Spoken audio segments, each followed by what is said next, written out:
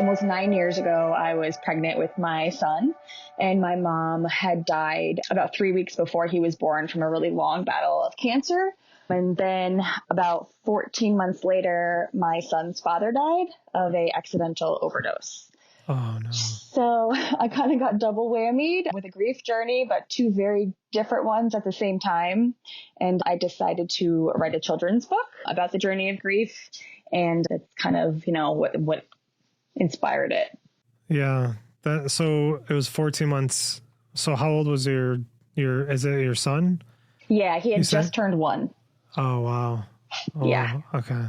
So when did the book come about? When did you start writing it?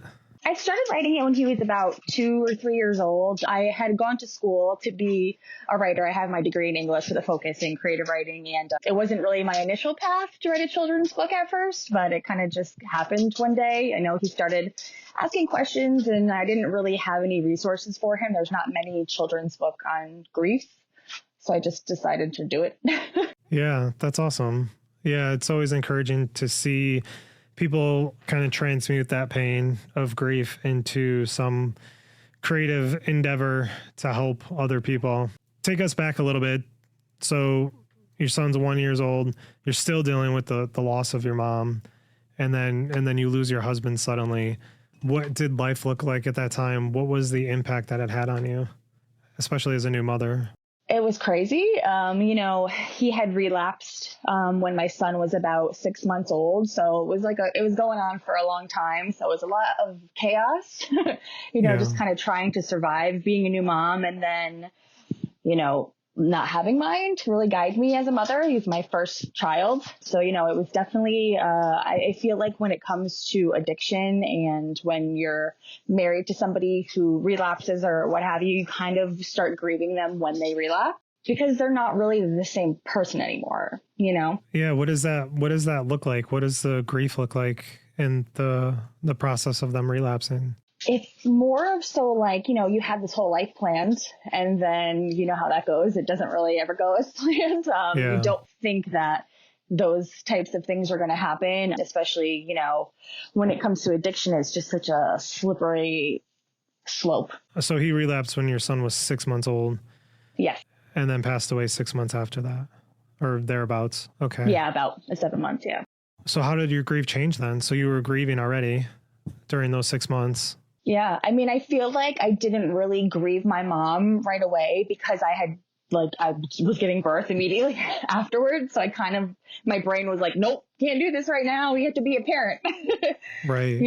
And then, he had relapsed, and then I was like, okay, still can't grieve her. And now I got to focus on kind of surviving and, keeping my son safe and keeping myself safe in a really toxic situation. So I think I was just really in survival mode for a long time and didn't really start grieving anybody for a couple of years. Did the timing of that line up with when you decided to start writing the book? I think so. I think I felt like I was like, I need to do something. I needed an outlet. And, for him asking questions, I didn't know how to answer them. It was kind of like him and I were both experiencing parent loss at the same time, but didn't really remember his dad. You know what I mean? So I'm having to teach him about this person who's no longer here. That was like the biggest loss of his life, and it was just such a weird thing. And I was like, I need an outlet. Like I need to pull myself out of whatever I'm in, and just kind of hit it head on. So in those 2 years, then what did it look like to essentially numb out, right? For 2 years until you started grieving? What did that avoidance look like? Oh God. I honestly, I don't even remember. I don't remember it. I was just in survival mode. I think, from the time that his dad relapsed until one day I woke up and I was like, I just cannot feel like this anymore. Yeah. Yeah. I had a moment like that. I think it was like a year and a half, maybe 2 years after my wife died. And I was in the bath, and it was nighttime, kind of COVID was coming to an end, in quotes. And I had that same feeling where I was just like, I can't fucking do this. I can't wake up tomorrow and feel the same way. Something has to change. And I ended up signing up for a men's retreat, a weekend with this guy that I knew, and he was finally opening up after COVID. And it was 4 days of like really fucking intense, basically therapy, but with like group work. And it was the catalyst to begin to change. It didn't like change things overnight, but it began to kind of like reframe grief, allow me to confront it in a new way. Cause I mean, I was working on confronting my grief while my wife was going through cancer. And then after she died, like I always wanted to hit it head on. Right. But kind of looking back now, I was like, I was really fucking like numbing out in different ways, keeping myself busy and stuff like that. But when you had that realization, when you had that moment, what was the instinct? Like, where did life begin to open up? How did you confront your grief? Yeah, I mean, I've always written a lot. That's kind of my outlet creatively and just personally. And I started therapy, and that was a huge lifesaver, both individually and with my son together. Okay. So we could, talk through emotions and, figure that I didn't want him to grow up to be a man who always was like, I'm not going to talk about how I feel. Yeah. So that was really important to me. And I think that's helped our relationship a lot. He's almost 9 now. And, I just was like, you know what? I'm going to do the damn thing, and I'm going to heal for him and have, him have a mom who's the best version of herself when she can be. Yeah, absolutely. Was that the first time you'd done therapy then? I had started it shortly after his dad had died, and then I took a break for a little bit because I was like, I don't want to talk about this anymore. And I just needed time. I was like, you know what? I'm freaking sick of talking about him. Like, I need to just focus on me, and I was just really angry still. So I took a little bit off, but then, we started again, and I still do it every week. Yeah, it can be very helpful. And there's so many modalities that you can try and attack it from a different lens, a different perspective. So, I mean, there's 7 years in between now and when you started therapy. What is that process of getting to where you are now? I mean, I feel like sometimes I'm still like, what the heck? Like, why did all this happen? Like, what was the point? Like, what am I learning from this? And I just think I learned that, sometimes really crappy stuff happens to good people. And sometimes it seems like more than often, it's always like really good people that things happen to, like double. But, I feel like probably the last year I've really like come into myself again and kind of like remembered who I was before. I was a new mom when everything had happened, and you kind of lose yourself in being a parent for the first time. And that kind of becomes your identity. And I finally feel like I've like found myself again. Wow, that's amazing.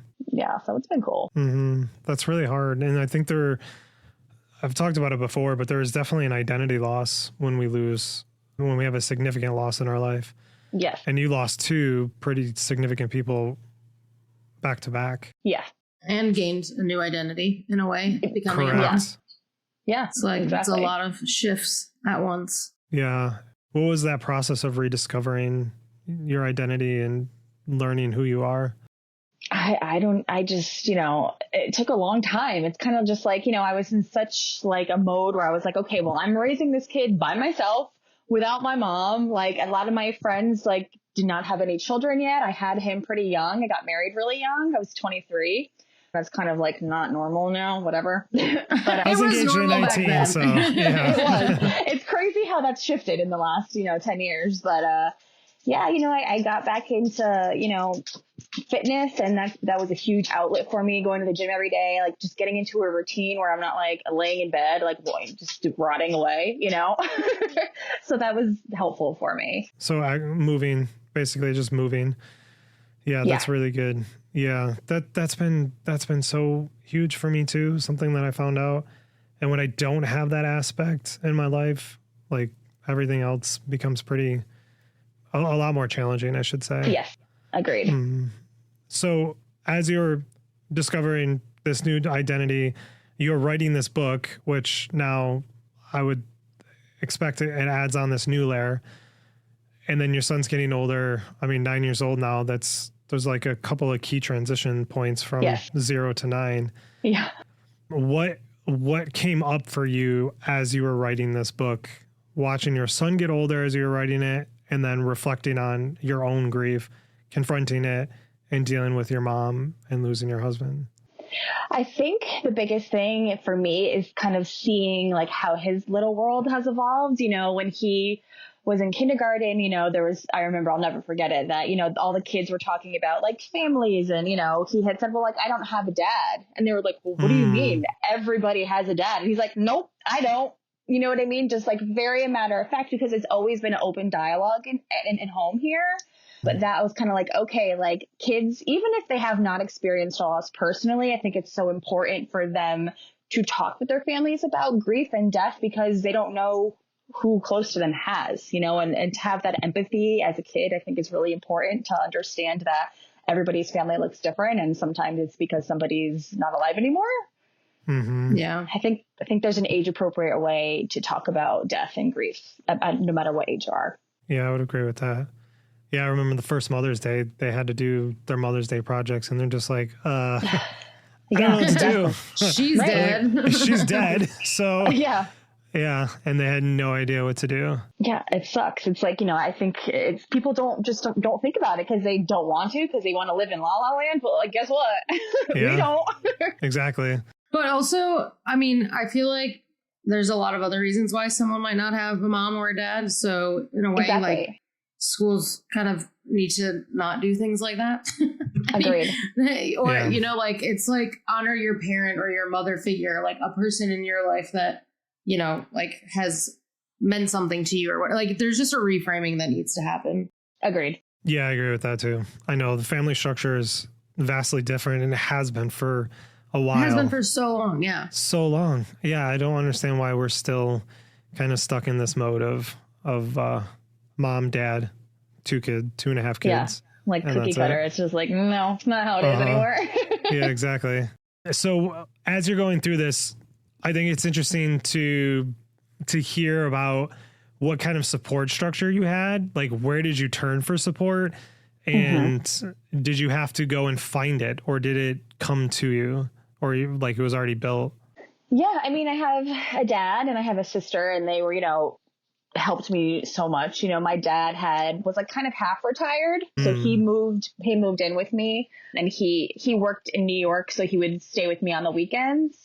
So I'd kind of get some help from him. And then my sister lived with me for a while too, until she had moved in with her, well, now husband. But, they hit it head on with me. I kept things secret for a very long time when his dad relapsed, because it was hell on earth. And I tried to just protect everyone basically. But now looking back at it, I wish I asked for help, but it's just such a weird situation to be in. And it's like, you can't really describe it unless you've lived it. Right. Yeah. But yeah, I have great family, and, my dad's fully retired now. My son gets to, he goes and spends the summer with him down where he retired, and they have their little guy bonding time. So that's really important to me. Yeah. Oh, that's amazing. Yeah, that's Yeah, it's awesome. great. What was the thought process what was the thought process trying to kind of keep it under wraps about the relapse? And then when he OD'd, like, what was your feelings around that, and has it evolved? Because I know that could be like potentially a sensitive thing to have to describe to people.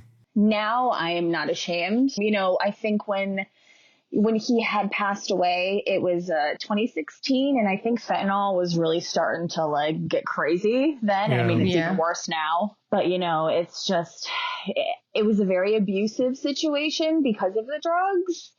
So I just tried to keep things secret. You know what I mean? It's like, you're ashamed. You're like, well, people, why didn't you leave? Well, Yeah. it's very hard to explain. Like, you're very, scared and manipulated. And, it's just kind of like, you're just trying to survive. And I had a baby Right. at home, and I, now that it's been many years, like, I wish he could have gotten the help. I wish he wanted the help.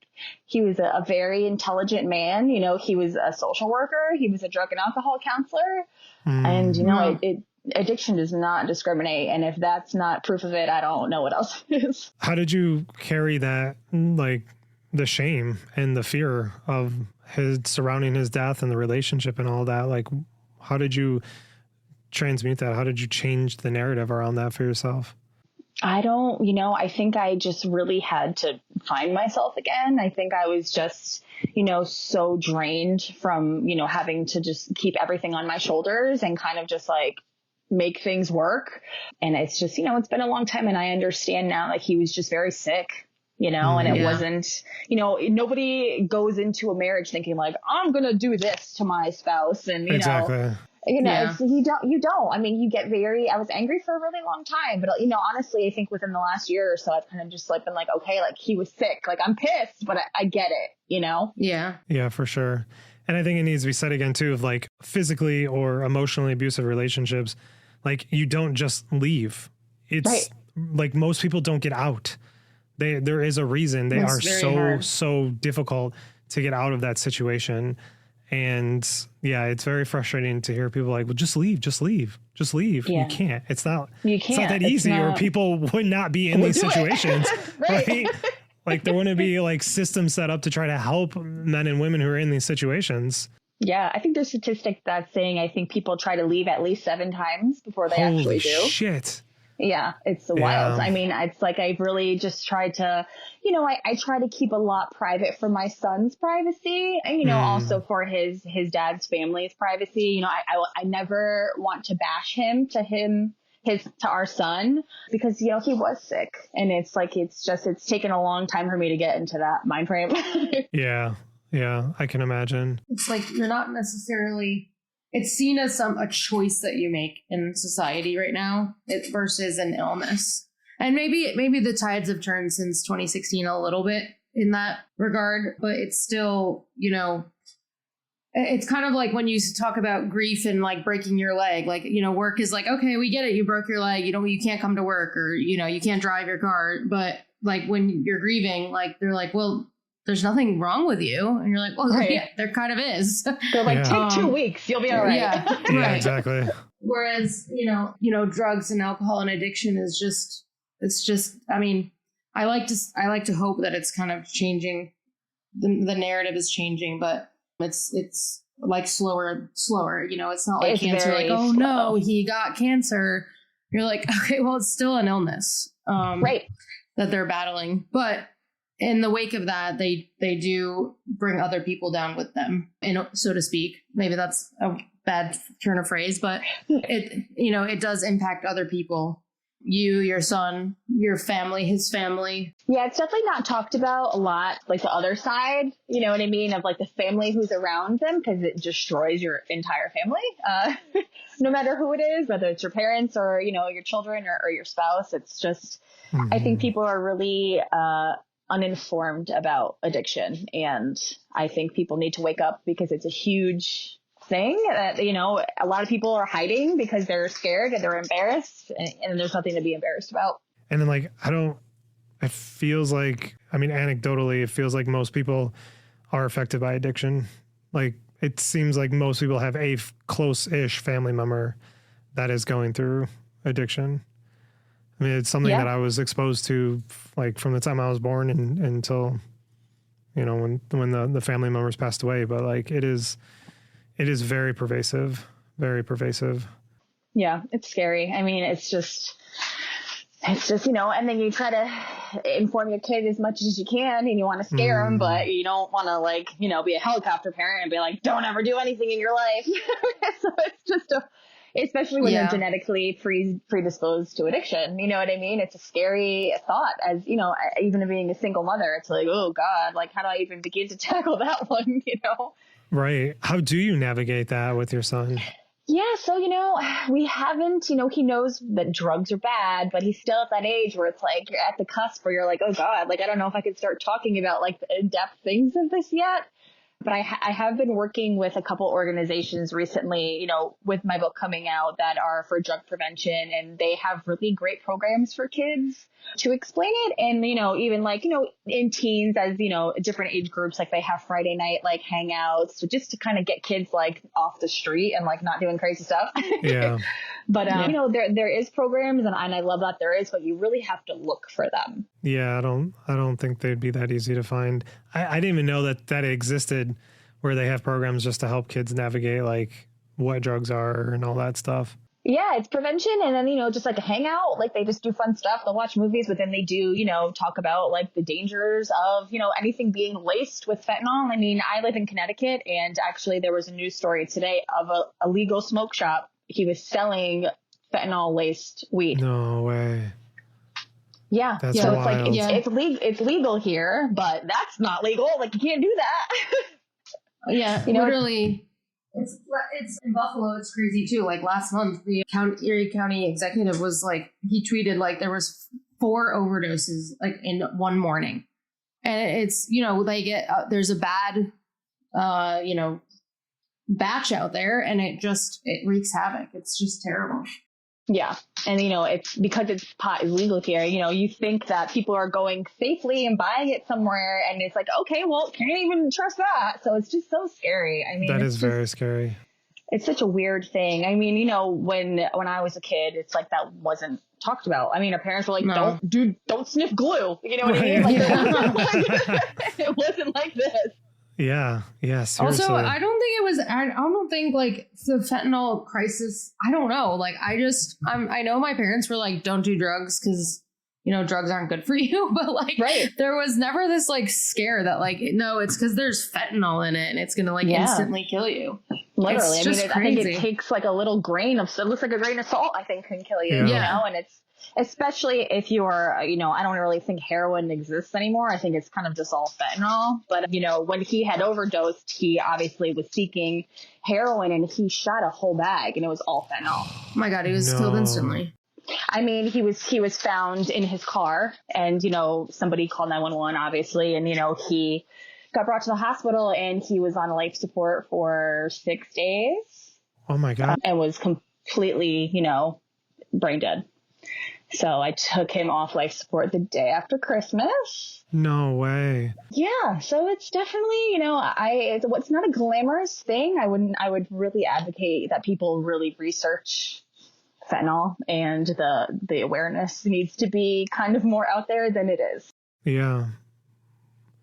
What was going through your head those 6 days, and then going through Christmas with a new child? It was just torture. I was just like, when you're sitting in a hospital, like, I'm sure you've sat, it's just like, God, it's just, the time just doesn't move. You know what I mean? And then you're sitting there having to face all of these decisions, and then you hear, blah, blah, blah from everybody else. And you're like, okay, but like, I have to make the decision because legally I'm married to the person. You know what I mean? So it's like, people are hounding you. Well, you should do this and you should do that. And then you have the people coming in the hospital being like, well, a miracle could happen. And I'm like, are you looking at the scans? Because I am. Right. Like I tried to just be very realistic and kind of just, I think, remove my emotions from it and kind of be scientific about it. I think that's what I did with my mom, too. When she had died, that's how I coped. In what ways scientific? In what ways with your mom? Just based off, she was sick for a really long time. She had cancer for about 8 years. And you know how it is. They throw every treatment at you. And then towards the end, it's kind of just like, can you just like let her go? Yeah. That is one of the biggest mind fucks, is when you're watching somebody die in hospice, is like, they're just not there anymore. They're literally just a body that's still barely breathing. And not wanting them to go, but also wanting them to go. Exactly. And then like when they finally take their last breath, there is that sense of relief followed by what the fuck just happened. But like there was a huge sense of relief when my wife took her last breath, and it was the weirdest possible thing to have that happen. But it's just like, okay, well, she's finally not in pain anymore. There's no more going for scans. There's no more chemo. There's no more this. There's no more that. Like, she was in so much pain. There's no way. I remember you were talking about fentanyl. She had to have the fentanyl patches. And I remember freaking, I couldn't put them on. I was so scared. Yeah. And I'm like, I'm sure they make it so it's not that easy to like get it on your hands, but I was like freaking out. And then my sister was trying to do it, and then we like dropped it, and then the dog like came over and was like sniffing it. and I was just like, no. And I was like so scared the whole time, just completely panicked. I like had the craziest thoughts going through my head, but yeah, that was our first night of hospice, that experience with the fentanyl patches. Yeah. I mean, I feel like sometimes it's like you look back at those things and you just have to laugh about certain things because you're like, how screwed up was that? Like, that was weird. You know what I mean? Like weird. My sister and I will sometimes be like, remember when mom died? Like, what the fuck was that? You know? It is a really fucking weird thing. Or just like we had to shove pills in her mouth and like help her swallow and then like crush them up. And it's like, this isn't human anymore. You know what I mean? It's like, you want to give them some dignity and just be like, you know what? Like now, you know when it's time and it's time, you know? Yeah. We interviewed a woman who had, I believe her husband and her dad did the medical assisted death. Mm-hmm. Yeah. And I mean, there's definitely like hardship with that, but it was pretty wild to hear like, okay, I'm at the end and I'm going to choose to go now. And exactly. it just feels so much more humane. I mean, we do that with animals. Like, Thank we you. treat them so humane. Yes. You know? Why can't people have that? You know what I mean? I mean, I'm all for that. I mean, my state does not have that, but I think when you see someone suffer for so long, you're like, how could you not want that? At least have an option. Right. Yeah. Yeah. I'm not sure why. I've never looked into why we don't really have it in the States, but. Yeah. I think it's legal in like Washington. I think there's just 1 or 2 states that. Oh, really? Yeah. I'm a full proponent, and that will be my choice of if I ever had a terminal illness. Absolutely. Yeah. Like having everyone around me, but like just slowly fucking die sounds like the worst fucking thing ever. Mm-hmm. It's torture. I mean, people don't think about it. Like the people around people, like, yeah, I mean, you're not trying to sound selfish, but like this is happening to you too, especially if it's your spouse or a parent. Like those are huge deaths. You know what I mean? It's just, and it changes your life completely. It's like, no matter if you were close to them or not, it's still like a life before them and then life after them. Yeah, that's right. I don't know if it's because I witnessed that as like a 9-year-old, but I definitely would not want that. Would not at all. No, the trauma behind it is just like, I can't. It is very, and it's not always a good experience. Some people have had really beautiful experiences. Some people have had really hard experiences in hospice. Just depends on where you go, the nurses, how they are feeling, how everything goes. You just never know. Yeah. We had one nurse ask my sister and I, like, what are you, Kevorkian? What?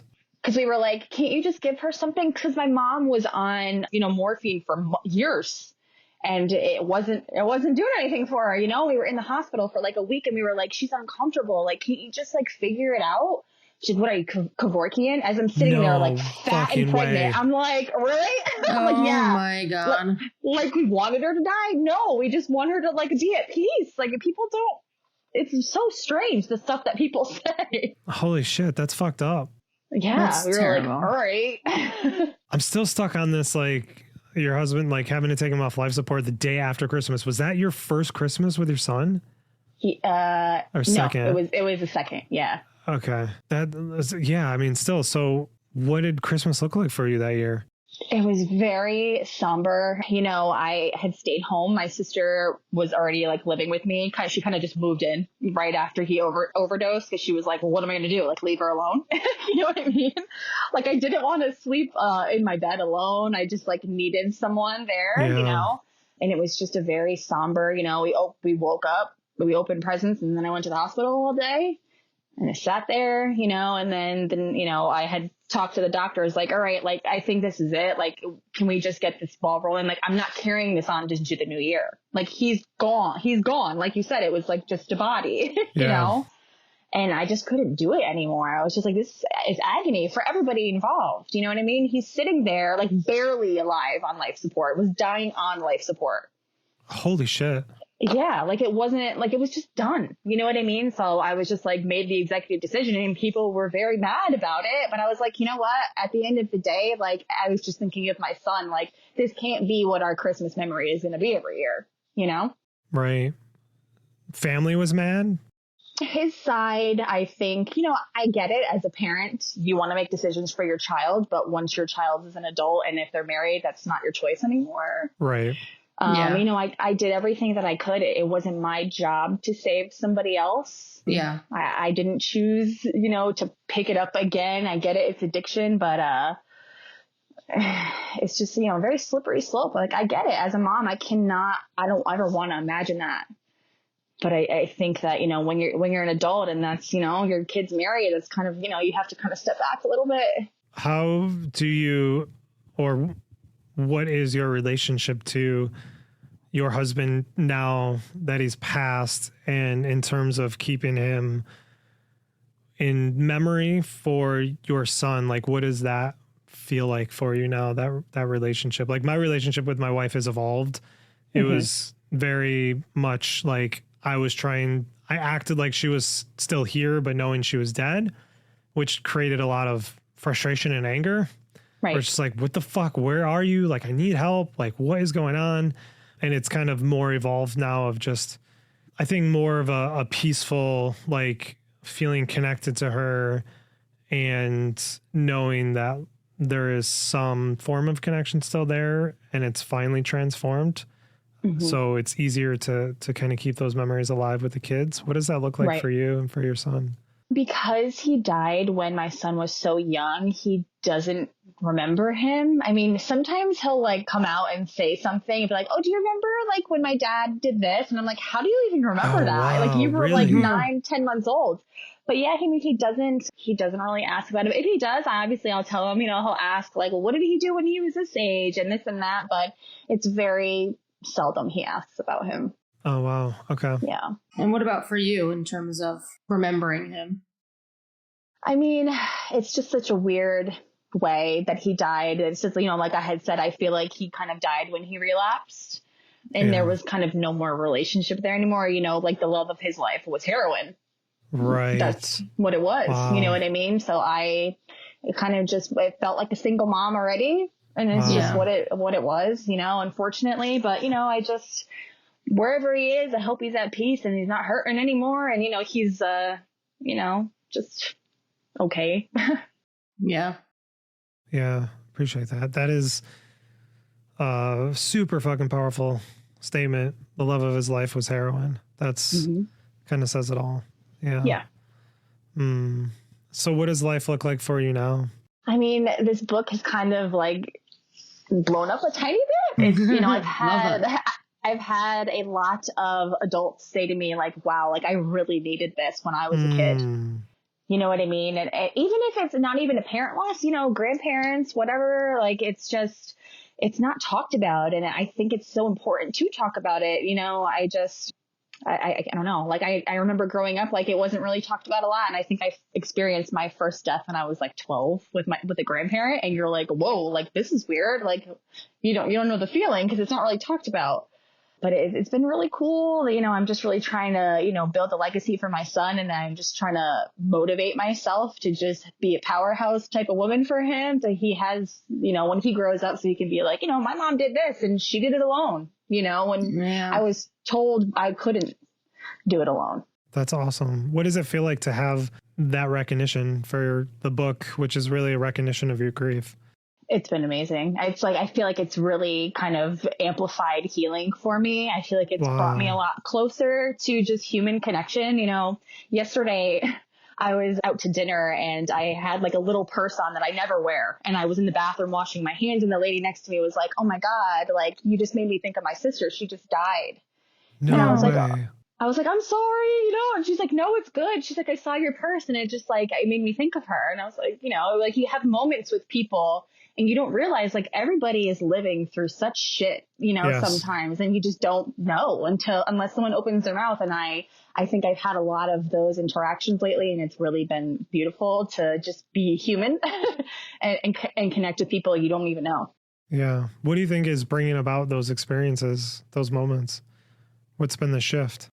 It's just, I think something in me just feels more like open to talk about things now, where I really didn't for a really long time because of shame or whatever, just trying to survive and being like, all right, well, I think like, you know, if I tell my story to people, it's kind of just my life. And they're like, whoa, like, what do you mean? I'm just like, oh, sorry, I forgot that's like intense. I do that all the time. And like, I'll catch people's eyes and I'm like, oh, right, that's probably more intense for you. I'm like, listen, I talk about it 100 times a day. Like, It's really not a big deal for me. But yeah, I think sometimes I forget that other people aren't as candid or talk about death or experience it as much as maybe we have. So yeah, that's funny. Yeah. It's been like, it's funny. Cause like you said, the eyes are like, you're like, oh, sorry. Yeah. I tend to laugh at it now though. Same. I'm like, it's all right. Don't worry about it. Yeah, exactly. Mm-hmm. I think you also like become open to it, or like I kind of, when we're in a good place about these things, and obviously good is like subjective considering like what we're in a good place about. Yeah. But I think you kind of just, I don't know. I feel like there's like almost like a vibe someone gives off that you just like, you feel approachable. You feel like, oh, she felt like she could say something to you. Yeah. Versus maybe when we're like, in the thick of it or not totally healed from it, we probably don't have that kind of like, I don't know, just aura about ourselves. Yeah. Exactly. It's a different energy. I feel like you can tell when someone's so closed off. And I feel like, I'm a big read on energies. Like I can always feel people's things, and it sucks sometimes because you're like, oof, you know what I mean? Yeah. But I've learned, that's like a big thing I've been learning, I think the last couple of years, is trying to like keep my own peace and like kind of, put out good energy, but try to not receive it if it's bad. I feel like I'm like super in tune to people's energies. And like, if I don't feel the vibe, I am like, okay, I didn't do anything wrong, right? Okay, I just got to leave this person alone. Exactly. Like, and it took me a while to get to that point too. Yeah, because no one really talks about that when you're growing up, and my son is the same way. And like when the both of us are together, you can always tell we're just like, oh, you know what I mean? Like when you walk into a grocery store, and you're like, I can't even be here. It's just too much. Yeah, 100%. Yeah, that's why like sometimes I'm just like, I need to get the fuck out of this environment. It's too much. Yeah. It's I'm so like, thank overwhelming. God for Instacart, because damn. Yeah. Like, that's all I do now. Instacart. It's been a lifesaver. Truly. I actually spend more when I go into the store. So I know that things are marked up, but I'm like, fuck it, man. I literally spend so much more money when I walk in that damn store. I'm like, oh, miso. Sounds good. What can I make with miso? Like on sale today. Like, no, mate, you've never fucking cooked with miso. What the fuck is wrong with you? So good. Yeah, without a doubt. So I wanted to talk a little bit about your mom too. Is there anything that you have, any rituals, any songs, shows, symbols, signs, anything that you get that allows you to kind of connect with your mom or the memory of your mom, depending on your beliefs and stuff? Yeah. So shortly after she died, my sister and I went and talked to a medium.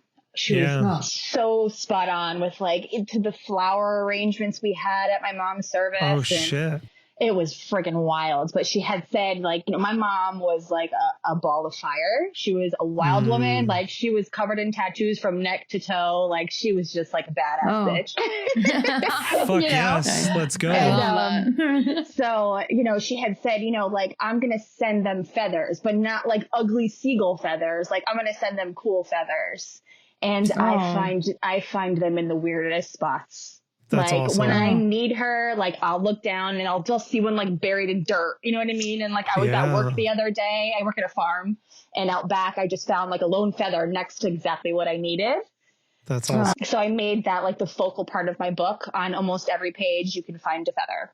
Oh, that's fucking awesome. That's amazing. Yeah. Yeah, that is so awesome. Yeah, I finally opened myself up to going to a medium after 3 years of hearing story after story after story. And then a couple of people in my life just badgered me all the time. Just go, just go, just go. I was like, fuck that. And yeah, it was pretty fucking wild. It kind of blew my mind. But now like I'll see those signs all the time. Yeah. And it's crazy. There's a book, I forget who it's by. It's called Signs. And it goes into like how it's literally always right in front of us. You just have to look for it. And until you open your mind, you're not going to see them.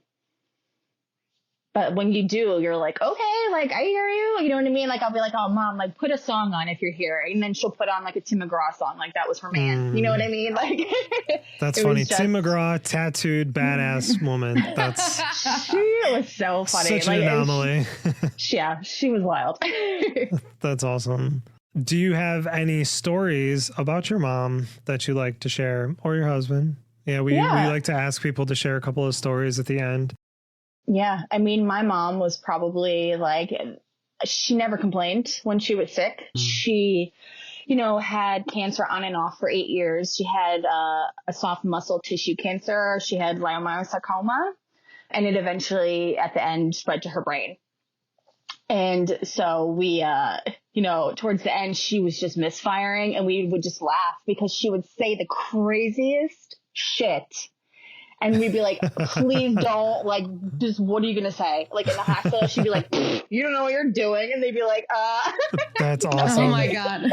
Like to the very end, we were like, Mom, come on. Like, it's like, she just never complained, and she always just wanted to just make us laugh. And that was like, we were her life, my sister and I, and she was like, okay, like if I'm going to die, I'm going to be okay. I just want my kids to be okay. You know what I mean? But she just made us laugh to like the very absolute end. And she was just, went through hell. I mean, she lost her hair so many freaking times, the chemo, the radiation, just, the fibromyalgia from the chemo, and just, she was always in pain, but just never, ever complained. And I don't know how, like, I can't imagine being that strong, I know, the same thing with my wife. I can't understand how she endured. I knew she was in pain, but she never showed it until the night before she went into hospice. It was the first time I ever saw her break. It was nuts. And she, at that point, she had cancer in her liver, bowels, lungs, 17 tumors in her brain, all in her bones. I mean, it was everywhere. Yeah. Oh my God. Everywhere. It was crazy. I really wonder, like, I feel like we hear that a lot, and I'm just like, how do cancer patients do it? I don't know. Like, what is, I guess it might be a little bit of like the people in your family around you. Like, you're trying to just survive and and fight sure, it. As a parent too, you're kind of just like, I just have to do it. Right. Yeah. Like, I want to be here for my kids. I want to, I want to watch, I want to meet my grandson. I want to, insert milestone moments here, but it's just, I don't know. They're a special breed, which, back to your point about, I feel like only shitty things happen to like the best people. And I swear to God, it's so fucking true. I'm like, there's some really shitty people in this world. Like I don't want to wish cancer upon them, but I kind of wish that they could have gotten it, and not like the 3 people who we all lost. But I know. I'm a good person, wild. I promise. Yeah, but no, but like, wait, maybe you shouldn't be a good person so that way you don't get cancer. Right? Yeah, be a bitch. Yeah, exactly. Oh gosh, yeah. Yeah, there's something about, I still haven't like really formulated my thoughts on it yet, but watching Ariana go through everything, I feel like there's something about the human spirit, which we know there's like, biologically, we're going to do everything not to die. But I feel like I became convinced for a short while that when we know our time is coming to the end, there is something that happens in our psychology that allows us to endure and accept in ways that I think is incomprehensible to us. But then again, like I've watched 8 people die, and some people haven't been as graceful, but even in the end, they are like, I don't know what it is. I don't know if there's like chemicals that get secreted. I don't know what the fuck it is, but I am partially convinced that there's something that happens in our spirit that prepares us for death. Yeah. Mm-hmm. My mom, when we were in the hospital at the end, like the last week, she would not die with us there. Every time we were there, her stats were like amazing. You know what I mean? And we'd be there for 6 hours, and I'd go home to like take a nap because I was fat and pregnant. And, the nurse was like, you got to come back. Her stats are like tanking. Like, if you want to be here, we'd get back there, they'd shoot back up. Damn. She would not go. And she didn't. We went home one night, and an hour later, the nurse was like, she's gone. I was literally brushing my teeth to go there, and my sister called me, and she was like, that bitch would not let us be there. She was like, my kids aren't going to see it. They just aren't. Yeah. I know. I thought that's how Ariana would be. And so we like left her alone for a while, and then it was so weird to go back into the room and be like, oh, is she dead or not? but she wanted all of us there. Yeah, I believe that. I believe that 100%. She was always so open, like not, I don't mean open and like she shared all the gory details, but I guess in a way she did, but she always involved everyone to a very respectable level and within the diagnosis. Yeah, without a doubt. I just felt bad that she died in 2020. She really wanted to die in 2021. She did. Yeah, her last words were basically to get out of 2020. And that's all she wanted to do. I just want to get out alive. Yeah. To get through the holidays too, because Christmas was her favorite time. So she died in September. I was like, right before the fucking holidays.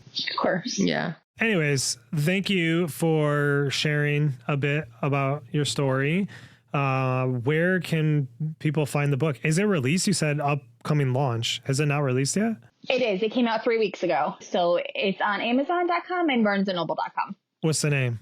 It's called Here With You.